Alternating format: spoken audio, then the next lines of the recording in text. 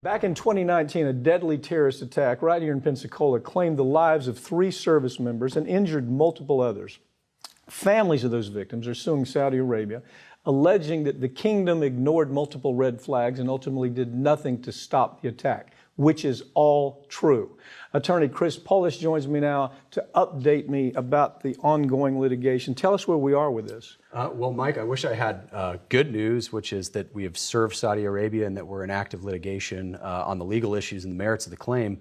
Unfortunately, we still have no proof that the State Department, the United States State Department, has actually served the documents on Saudi Arabia as they are required to do so by law. Okay, so the complaint, the complaint is that we allowed a terrorist, knowing that he was a terrorist, be trained right here at our training facility to learn how to fly the most sophisticated jets we have. He has people who are also right on the edge of being terrorists with him. We have an entire class of terrorists being trained right here at the U.S. facility to fly our most sophisticated programs. And we're doing that, my understanding is, because we're selling so many arms to the Saudis that we have to do that. That's one of the trade-offs, right? Absolutely. That's why they're here, is because of the billions and billions of dollars of Saudi money that have been poured into the military-industrial complex here in the United States. So tell me how it ended. Tell me how bad did this go, and where are we with it right now? Obviously, Second Lieutenant Al-Shamrani murdered and injured many people at NAS. The other members of his class that were there that had an idea of what he was up to, what he was planning, and could have reported his odd behavior that was percolating for years and years over there at NAS, did not report it. They were all extracted right out of our country within 48 hours of the attack happening. They were deemed to have had extremist material on their phones. They're not facing criminal. A lot of child pornography, porn, extremist ideologies, anti-American, yeah. anti-Israel type stuff on their phones, things that they deemed were unbecoming officers in the Saudi Air Force.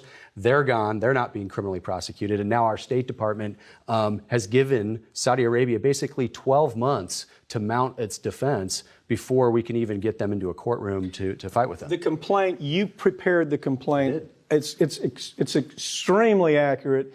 You did all the research. We know that the Saudi government knew exactly what was transpiring when they sent these folks over there. Now, one important point.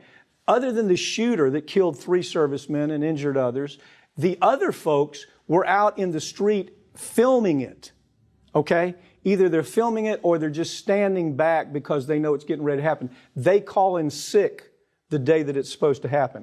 But nevertheless, Saudi Arabia says, oh, we didn't know anything about this.